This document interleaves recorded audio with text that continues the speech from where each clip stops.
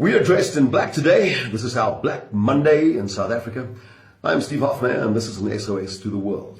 On behalf of all South African agricultural farmers, every Monday is a black one for them. It is impossible to feed a nation while constantly made to watch your back. When the calls come through of attacks, a daily thing now, farmers drop their implements and they rush home to see if it was their family, maybe their friends, their neighbor. And if not, they thank God that it wasn't their turn that hour. We are now losing more than a farmer a week. Well, in Canada, the UK, Europe, and Australia, your murder rate is 2 out of 100,000 in a bad year. South Africa's was 34.1 out of 100,000 in 2017. But our farmers are brutally slaughtered at 156 out of 100,000, and this measly detail is omitted from our national crime report every year. We, who should harvest stand in cemeteries over weekends, we who should sow, have become a nation of mourners. But it's not just the numbers, it's the type of brutality, unheard of in a modern world. We South Africans could have been the model example of a peaceful democracy. Well, the world thought so too 20 years ago. But then it turned out that our government governs like terrorists. The world disappeared.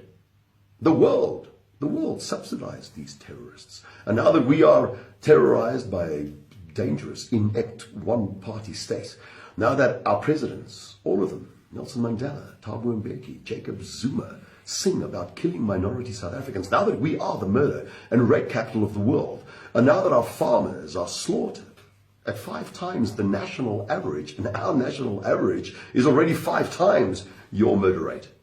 Now, the world has deserted us. Our murder rate is abnormal even for countries at war. And why can't we fix this from the inside? Many reasons. One of them, 80% of taxpayers in South Africa do not even vote for this government. Can you even stop and imagine for a second what that means in a socialist state? And not a single edifice that once made this country a healthy, world standard destination has remained standing. Not the healthcare, not the education, not the unemployment rate.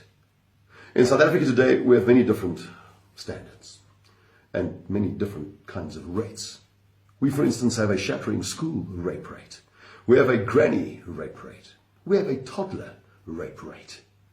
In a country where sangomas are treated as medical doctors and raping a virgin is seen as a cure for AIDS, why are we even surprised? We have an unprecedented farmer murder rate. Books have been written about it. I appeal now to our 800,000 expats who are now successful citizens in other countries with access to mayors and ministers and senators to relay this cry for help and to not forget us in what could have been the most beautiful country in the world, South Africa. We appeal for intervention for all victims, but especially for our South African women and children, black and white. And then for the single most dangerous job in the world, that of the South African commercial farmer.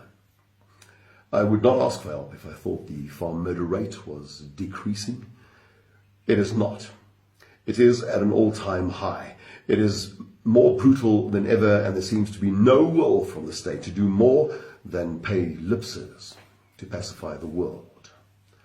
Our farmers are a small minority, and minorities count for very little in African democracies.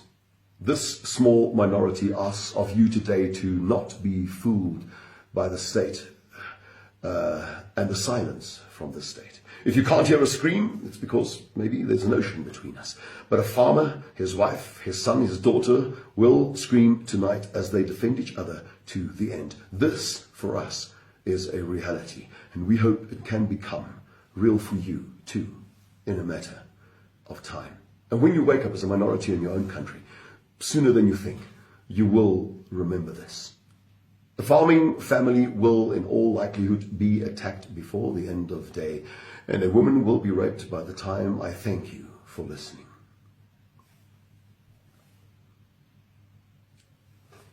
I thank you for listening.